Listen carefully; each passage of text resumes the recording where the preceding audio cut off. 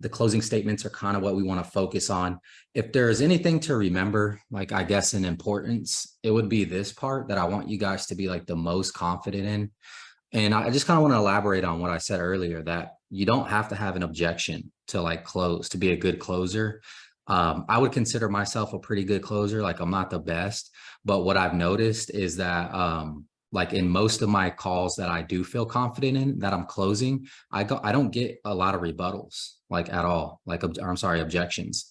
I did an interview the other day. The guy kept asking me like, well, what do you say if they don't give you the bank account? And I said the same thing. He goes, well, what do you say if they don't give you the social? And I said the same thing, right? And I hit him with the thing, but I'm like, dude, you got to understand, like, I don't get objections in the close. And it's not because I'm this like awesome closer. It's because we built the need and the way that the script is set up, right? If I get objections in the call, I'll be the first to tell you, like, I might not close the deal because like I didn't do a good job explaining the needs in the policy. And really where the bread and butter is the actual closing statement. So pitching the price is going to be extremely important, because if you don't sound too confident with the prices that you're saying, or maybe you're looking at a price, for example, and you're pitching 40,000, right? And you're like in the system here in FEX toolkits, or maybe you're using Best Plan Pro or in the CRM, wherever you guys are looking, you might get a little nervous about pitching a $200 product or a $170 product, right? And I'm gonna let you guys know, man, these folks the premiums aren't low.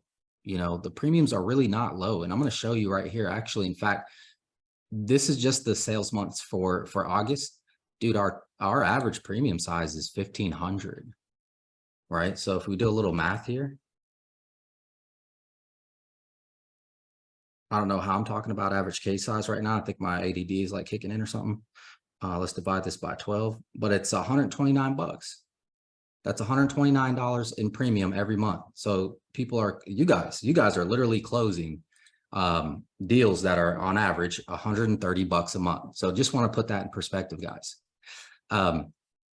So do I have any volunteers to maybe I'll even just keep my screen here, and then you'll ask me the health questions, and then we can kind of replicate everything on my screen. So I'll do it for you. Does anybody want to read the script here? And we'll start here just to kind of paint a picture for you guys. Before we look at costs, we need to determine what you're eligible for, right? Based on your health history. Now, as I mentioned, there are no medical exams to qualify, just some health questions and a simple application that we'll be able to complete today. And the information that I'm going to use, that I'm going to collect, will actually determine which company will offer you the best policy based on your health, right? And that should make sense to everybody when we're saying it, because you'll get people who are like, I don't want to answer any health questions. I mean, here's actually a rebuttal. I understand you don't want to answer health questions, but sir, the information I'm going to collect will actually determine which company will be best and is going to offer you the best price policy based on your health. Don't you want to pay, the best price possible? Yeah, of course. Okay, there's nothing too crazy. Have you used any tobacco products? Right. And as we're going through this section of the script, we're in our quota. Anybody raise your hand? Sure, I'll do it. Thank you, Noah. All right. Okay, Anthony. Well, before we can look at costs, we need to determine what you're eligible for based on your health history.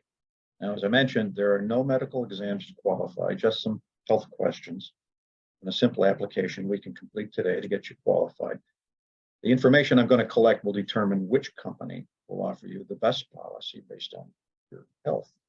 Okay. Have you used any tobacco products in the last 12 months? No, I have not. Okay, good. And what is your date of birth?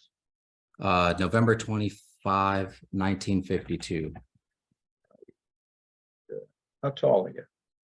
I'm about 6 foot, 198. Okay.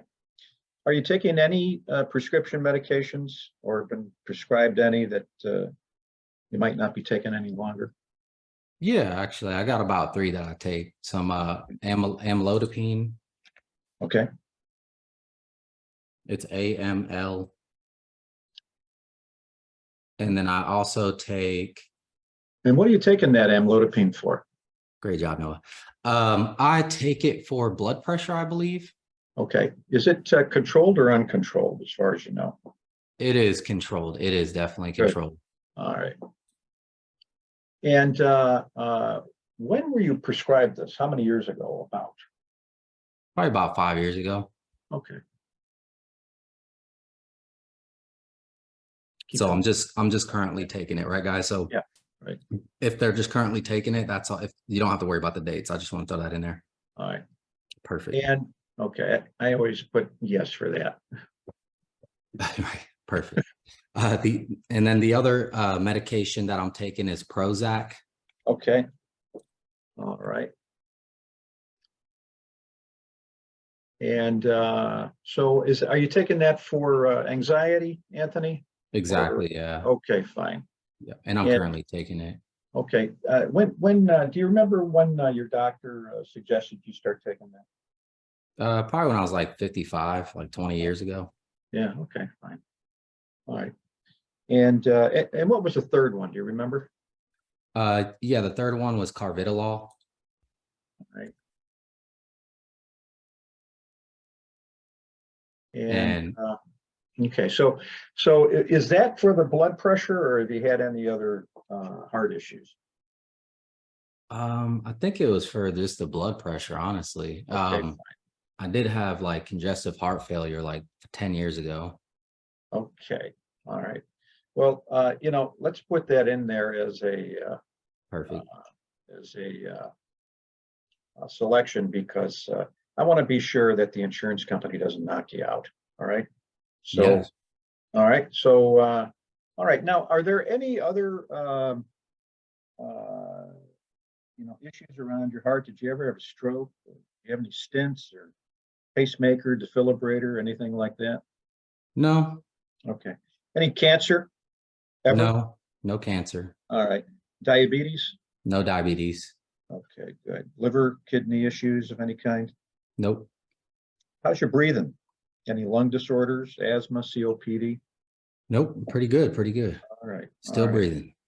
Now you sound pretty spry. You get around okay? Yeah. You don't need to use a walker or a cane or anything, right? Nope. None of that. Okay. Have you been in the hospital for anything in the last couple of years? No. Okay, good. All right. All right, then. Anthony, while we've been talking, I have been looking at some companies that might be able to give you an offer here. And I've been running rates with some top-rated carriers by AM Best. And these would be the best available in your state. I just want to make sure that we find you the best coverage and the pricing available. Okay. Okay. All right. Just a second here. So right here, guys, while we're doing this part and we're underwriting the application, great time to feature drop, right? So we should remember exactly what a whole life policy is. Keith, give me one feature of a whole life insurance policy, any feature. It never expires. It stays with you your whole life. Boom. And then if you need a little bit more time, elaborate the benefits of that, right? These policies, they never expire. A lot of times, clients that we help out, and as I'm talking, I'm just like going in here. A lot of times, some of the clients we help out, they don't actually have the coverage that they thought they did, like Colonial Penn, Globe Life, those companies. So another cool feature about this is they actually do build cash value as well, right? And as I'm talking, I'm hitting these buttons. We're working over here, right? And I got a pen and paper. I'm just that kind of guy. I write things down. So I'm writing down 10K, 104.50, right? As I'm talking. And no medical exams, right? 154, boom, 49.